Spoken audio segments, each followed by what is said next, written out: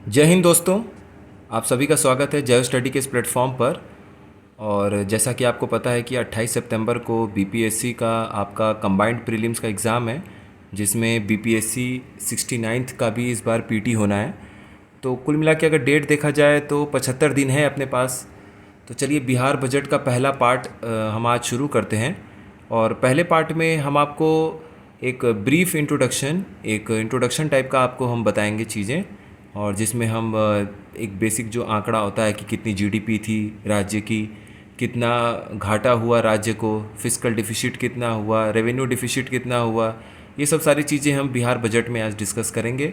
ये पहला पार्ट होगा। कोशिश होगी कि 3 से 4 पार्ट में आपको सारी बजट की इन्फॉर्मेशन अच्छे से दे दी जाए। बहुत ज़्यादा लंबा वीडियो ना खींचे, इसीलिए 2 या 3 4 छोटे छोटे पार्ट में हम वीडियोस बनाएंगे। चलिए स्टार्ट करते हैं। तो देखिए, बिहार बजट में या किसी भी स्टेट के बजट में जब भी हम उसे जानने की कोशिश करते हैं, तो जो उसका सकल घरेलू उत्पाद यानी कि उसकी जो ग्रॉस डोमेस्टिक प्रोडक्ट जीएसडीपी, जो आपका जीडीपी होता है, उसे हम पहले जानने की कोशिश करते हैं। जैसा कि हमें पता है कि अपने देश में जो होता है वो आपका कहलाता है जीडीपी, यानी कुल मिला के जितने भी फाइनल आपके सामान बने हैं और जितनी भी आपकी सेवाएं दी गई हैं, उसका जो मूल्य होता है वो आपका हो जाता है फाइनली जीडीपी। उसी तरीके से आपका जब स्टेट के लिए जीडीपी हम कैलकुलेट करने की कोशिश करते हैं तो वो आपका बन जाता है जीएसडीपी। मतलब चलिए थोड़ा सा इसको एक समझ लेते हैं कॉन्सेप्चुअल वाइज।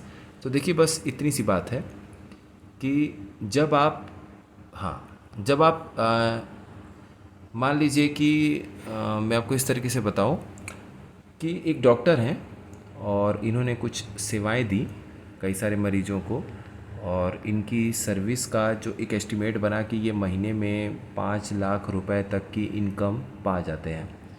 ठीक है, टैक्स वगैरह सब कुछ दे के 5 लाख रुपए तक की ये सेवा दे देते हैं लोगों को। और उधर एक हमारे दुकानदार हैं जिन्होंने मान लीजिए फाइनली जो भी सामान बेचा, तो वो जो प्रोडक्ट उन्होंने 4 बेचे, मान लीजिए 4 मैगी का ही पैकेट इन्होंने बेचा, एक छोटा सा एग्जांपल मानते हैं, और एक मैगी का पैकेट 50 रुपये का था, तो ये 4 मिल के आपके हो गए 200 रुपये। यानी कि इन्होंने फाइनल जो मार्केट में मैगी का प्रोडक्ट बिका वो 200 रुपये का था, और 5 लाख रुपये आपके डॉक्टर के द्वारा जो सेवा दी गई थी उसका मूल्य था। तो इन दोनों वैल्यूज़ को अगर हम जोड़ लें तो फाइनली आपका 5 लाख और कुछ जाके 2,000 रुपये समथिंग बनेगा। ठीक है, तो ये आपका फाइनल हो गया जीडीपी। उसी तरीके से बिहार राज्य की बात करेंगे तो बिहार में किसी ने कोई सामान बेचा होगा, उसका एक मार्केट फाइनल वैल्यू है कि आप गए उस दुकान से उस चीज़ को ख़रीद कर ले आए, वो उसका मार्केट वैल्यू है। तो जो उस मार्केट वैल्यू पे वो बनता है वो आपका हो गया जीडीपी। ठीक है, वो जीएसडीपी में काउंट हो जाएगा। ये एस का मतलब यहाँ पे स्टेट है, तो इसे हम बोलते हैं ग्रॉस स्टेट डोमेस्टिक प्रोडक्ट। ठीक है, तो इसी तरीके से सारी बिहार की जो चीज़ें काउंट हुई होंगी, कितने किसने सेवा दी, उसका कितना मूल्य था, कितना वैल्यू था, मार्केट पे जब आप गए मतलब फाइनल आप जब गए तो आपने कितना पेमेंट किया, आपको कितना मिला, ये सारी चीज़ें आपने जोड़ी। अच्छा, सामान मैंने कितने का ख़रीदा, ये हमारे बिहार का ग्रॉस स्टेट डोमेस्टिक प्रोडक्ट यानी बिहार का सकल राज्य घरेलू उत्पाद, ये हमें पता चल गया। तो ये कितना था, ये है आपका 8.5 लाख करोड़ के आसपास इन्होंने प्रोजेक्ट किया है। क्योंकि देखिए बजट जो है वो तो एस्टिमेट होता है ना, बजट को तो आप अनुमानित करते हैं, अनुमान लगाते हैं कि अच्छा एक जैसे इस साल के फरवरी में मैं बजट पेश कर रहा हूँ, तो जो हमारा वित्त वर्ष, जो हमारा फाइनेंशियल ईयर होगा 1 अप्रैल से अगले साल का 31 मार्च, तो इस वित्त वर्ष में हम कितना खर्चा कर रहे होंगे। ठीक है, जैसे कि घर में हम अपना एक एस्टिमेट बनाते हैं कि कितना हमें एक महीने में खर्चा करना है, उस हिसाब से हम कुछ पैसे जुटाने की कोशिश करते हैं। सोचते हैं कि ऐसे चलो अगर कहीं 500,000 कम पड़ गया तो उनसे ले लेंगे। अच्छा, तो अगर 2,000 रुपये कम पड़ गया तो चलो अब तो चलिए लोन की व्यवस्था है, अब क्रेडिट कार्ड है, चलो 2,000 रुपये एक्स्ट्रा उठा लेंगे, अगले महीने थोड़ी सी इनकम बढ़ा लेंगे तो दे देंगे। इस तरीके से जब राज्य भी अपना एक एस्टिमेट बनाता है, एक अपना अनुमान बनाता है, तो बजट निकलता है। तो बजट 2023-24 के लिए अनुमान लगाया गया कि जो जीएसडीपी हमारी होगी, हमारी प्रोड्यूस हो रही होगी, वो 8.5 लाख करोड़ तक की हो रही होगी। मतलब कुल मिला के जितनी सेवाएं दी जा रही होंगी, जितने सामान बिक रहे होंगे मार्केट पे, फाइनली जब आप उसको ख़रीदने जाते हैं तो वो 8.5 लाख करोड़ के आसपास होगा। तो आप ऐसे याद करिए कि देखिए इकोनॉमिक सर्वे बजट में कॉन्सेप्ट से ज़्यादा आंकड़े आपको ज़्यादा देखने होंगे, तो उनको मैं थोड़ा सा एमसीक्यू फॉर्मेट में आपको बताने की कोशिश करता हूँ, ताकि थोड़ा सा ये बोरिंग हो भी तो आपको थोड़ा सा इंटरेस्टिंग लगे। अब जैसे आपके ऑप्शन आए, आप बीपीएससी का पेपर दे रहे हैं, उसमें आपके सामने 4 ऑप्शन दे दिया कि बिहार का जो सकल घरेलू उत्पाद है, ये किसी क्वेश्चन के एक स्टेटमेंट में दे दिया, वो आपका 9 लाख करोड़ इस बार एस्टिमेट किया गया है, 10 लाख करोड़ किया गया है। तो अगर मान लीजिए आपके पास 4 ऑप्शन दे दिए, उसमें दे दिया 7 लाख करोड़, एक ऑप्शन दे दिया 8 लाख करोड़, एक ऑप्शन दे दिया 9 लाख करोड़, एक ऑप्शन दे दिया 10 लाख करोड़, मान लीजिए थोड़ा सा 7.5, 8.5, 9.5 और 10.5, ये मान लीजिए इस तरीके से 4 ऑप्शन आ गए। तो आपको पता है कि नहीं 10.5 तो रेंज में नहीं था, 7.5 भी नहीं था, कुछ 8 पॉइंट समथिंग कुछ ऐसे था, 8.5 के आसपास, एक एस्टिमेट, एक अनुमानित, आपको एक आंकड़ा आप कई बार 4 बार 5 बार देखेंगे तो आपके दिमाग में एक एस्टिमेट आएगा, तो अच्छा इसके आसपास होनी चाहिए। अब आपको एग्जैक्ट बहुत सारे इतने डेटा होते हैं ना कि इतना एग्जैक्ट आपको नहीं याद करना है कि 8.562 3 डिजिट 2 डिजिट तक याद कर रहे हैं, वो इतने ज़्यादा आंकड़ों में उलझेंगे तो आपको भी कन्फ्यूज़न होगा। तो ये हमारा हो गया 8.5 लाख करोड़, ठीक है। आगे बढ़ते हैं, 8.5 लाख करोड़ के आगे क्या दिया हुआ है कि ये जो पिछले साल 2022-23 में जो जीडीपी हुई है, उससे ये लगभग 9% का ज़्यादा ग्रोथ हुआ है। तो सिंपल सी बात है कि अगर पिछले साल आपका 100 रुपये का जीडीपी अनुमानित था कि जीडीपी हमारा 100 रुपये का बिहार ने प्रोड्यूस किया है, सामान और सेवा मिला के, सर्विस मिला के, तो इसका 9% लगभग हो गया बढ़ोतरी अगले साल 109 रुपये। तो यानी हर 100 रुपये पे लगभग जो पिछले साल 100 रुपये का उत्पाद हो रहा था जीएसडीपी, ग्रॉस जीएसडीपी के रूप में, वो इस साल आपका बढ़ के 109 रुपया हो गया। हर 100 रुपये पे 109 रुपये, हर 100 रुपये पे 109 रुपया। तो इसका मतलब है कि जब बात आएगी 8.5 लाख करोड़ की, तो जो पिछला मान लीजिए कोई भी एस्टिमेट रहा होगा कुछ लाख करोड़ में रहा होगा, तो 9% जब वो बढ़ा तो कितना बढ़ के हो गया 8.5 लाख करोड़, 8.59 लाख करोड़, ठीक है। तो आपको इसमें भी लगभग एक आइडिया होना चाहिए। 8.9% याद कर रहे हैं फिर 8.8% कन्फ्यूजन हो जा रहा है, नहीं, लगभग ऐसे याद कर लीजिए कि ये 9% के आसपास ज़्यादा था पिछले साल की तुलना में, और इसको कई बार लिखिए, देखिए, तब आपको अच्छे से याद होगा। आगे बढ़ते हैं, आगे है आपका रेवेन्यू सरप्लस के बारे में। अब रेवेन्यू सरप्लस क्या है, बस 2 मिनट में आपको एक चीज़ बता देता हूँ। देखिए बजट में हमारे 2 हिस्से होते हैं, एक आप शब्द सुने होंगे कैपिटल का, एक आप शब्द सुने होंगे रेवेन्यू का। एक कैपिटल एक्सपेंडिचर होता है, एक रेवेन्यू एक्सपेंडिचर होता है, ठीक है। एक कैपिटल रिसिप्ट होता है, एक रेवेन्यू रिसिप्ट होता है। इस पे क्या फ़र्क है, बहुत सिंपल चीज़ है।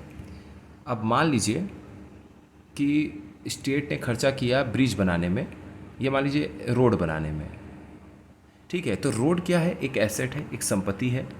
तो जब संपत्ति में खर्चा किया है सरकार ने, तो ये आपका कैपिटल एक्सपेंडिचर कहलाएगा, कैपिटल खर्चा हुआ है कि अच्छा हमें संपत्ति देखने को मिली है। या फिर सरकार की जो लाइबिलिटी थी, लाइबिलिटी का मतलब है आपका कि हमारी एक तरीके से किसी स्टेट के लिए, किसी इंसान के लिए, किसी संगठन के लिए हमारी एक जिम्मेदारी थी। जिम्मेदारी इस तरीके से थी कि हमने उनसे कुछ उधार लिया था और हमें उनको चुकाना ही चुकाना है हर हालत में। तो इस लाइबिलिटी को जब आप कम कर देते हैं तो भी वो आपका कैपिटल एक्सपेंडिचर की ही श्रेणी में आता है। मतलब कुछ समझ जाइए इस तरीके से कि मैंने लिया, किसी इंसान ने, मान लीजिए ये एक इंसान है, इन्होंने दूसरे इंसान से 10,000 रुपये लिए लोन। अब मान लीजिए इसका ब्याज बनता है 100 रुपये। अगर ये इंसान इस इंसान को 100 रुपये हर महीने चुकाए, तो ये सिर्फ़ और सिर्फ इसका ब्याज जो इंटरेस्ट है वो घटा रहा है, वो दे रहा है। लेकिन 10,000 रुपये का जो लोन है वो तो ज्यों का त्यों पड़ा हुआ है ना। तो जब तक ये लोन नहीं कम होगा, ये ब्याज नहीं कम होगा, और ये ब्याज ख़त्म भी नहीं होगा जब तक ये लोन कम नहीं हो रहा है। तो इन्होंने क्या किया, एक दिन 10,000 रुपये लिए, उठा के इनको दे दिए। जब उठा के इनको दे दिए तो भाई ये 100 रुपये का भी लफड़ा ख़त्म हो गया। साथ में जो थोड़ा बहुत ब्याज बना था, मान लीजिए 10,000 और ब्याज मिला के इकट्ठे इन्होंने बोले अच्छा तुम हर महीने 100 ले रहे हो, लो 11,500 बने, कहानी ख़त्म करो। तो इस तरीके से ये कैपिटल एक्सपेंडिचर की श्रेणी में ये खर्चा आएगा। कैसे आएगा? क्योंकि इन्होंने अपनी जो लाइबिलिटी थी, जो इनकी जिम्मेदारी थी लोन भरने की, वो इन्होंने पूरी कर दी। उसी तरीके से स्टेट हो, राज्य हो, अपना देश हो, केंद्र सरकार हो, इनकी भी जिम्मेदारी बनती है। तो इनकी जिम्मेदारी भी इस तरीके से बनती है कि अगर आप उनको पूरा चुका देते हैं, आपका लोन कम हो जाता है, लोन की वजह से आपका ब्याज कम हो जाएगा, तो उसे हम बोलेंगे ये कैपिटल एक्सपेंडिचर है। लेकिन अगर मान लीजिए केंद्र सरकार, सेंट्रल गवर्नमेंट हो, चाहे बिहार की सरकार हो, अगर ये सिर्फ हर महीने या हर साल नियमित तौर पे, रेगुलर इंटरवल पे, मान लीजिए सिर्फ और सिर्फ ब्याज चुकाते हैं, इंटरेस्ट चुकाते हैं, तो जो मूलधन है, जो आपका मेन प्रिंसिपल अमाउंट है, प्रिंसिपल अमाउंट तो कम हो ही नहीं रहा है ना। तो इस तरीके से तो आपकी लाइबिलिटी हमेशा बनी हुई है, आप हमेशा उधार वाली ज़िंदगी जी रहे हैं, हमेशा उधार वाली सरकार चला रहे हैं। तो इसको चुकाने के लिए अगर आपने पैसे उठाए और वो चुका दिए, तो इसका मतलब आपकी लाइबिलिटी कम हो गई, आपके ऊपर से लोन कम हो गया, बोझ कम हो गया, कर्ज कम हो गया। तो ये आपकी कैपिटल एक्सपेंडिचर की श्रेणी में आ गया। और जब आप इसका उल्टा कर देते हैं, अब मान लीजिए आप ऐसे जगह खर्चा कर देते हैं, आपने अधिकारियों को, कर्मचारियों को सैलरी दे दिया, रिटायर्ड हाई कोर्ट के जज हैं, उनको सेंट्रल गवर्नमेंट आपका हमेशा जो है पैसे देती रहती है, रिटायरमेंट के बाद भी उनको पेंशन आता रहता है। तो ये इस तरीके से अगर आप पेमेंट करते हैं, तो इससे कोई आप संपत्ति थोड़ी क्रिएट कर रहे हैं, ये एसेट तो क्रिएट हुआ नहीं।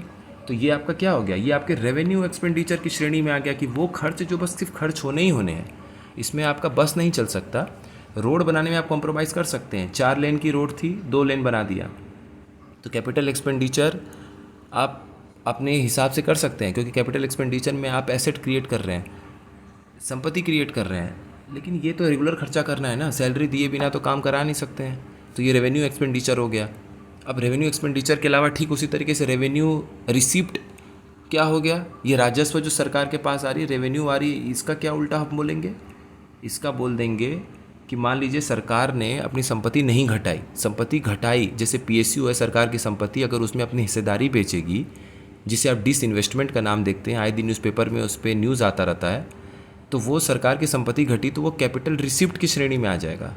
या तो आप संपत्ति बनाइए या तो संपत्ति घटाइए, या तो अपनी लाइबिलिटी बढ़ाइए या तो लाइबिलिटी घटाइए, कर्ज अपने ऊपर बढ़ाते जाइए या तो कर्ज एकदम से ख़त्म कर दीजिए। तो ये सब आपका कैपिटल एक्सपेंडिचर और कैपिटल रिसिप्ट में आ जाएगा। लेकिन जब बात आ जाएगी आपकी रेवेन्यू की, तो रेवेन्यू रिसिप्ट क्या होगा? बहुत सिंपल है, सरकार को टैक्स पेमेंट आ गया, सरकार के टैक्स पेमेंट की वजह से सरकार को टैक्स मिला, तो क्या सरकार की कोई एसेट कम हो गई, संपत्ति कम हो गई? बिल्कुल भी नहीं, उस पर कोई फ़र्क नहीं पड़ा है। तो वो आपका रेवेन्यू रिसिप्ट के श्रेणी में आएगा। चलिए, ये तो एक बेसिक अंडरस्टैंडिंग था revenue receipt, revenue expenditure, capital receipt, capital expenditure पे।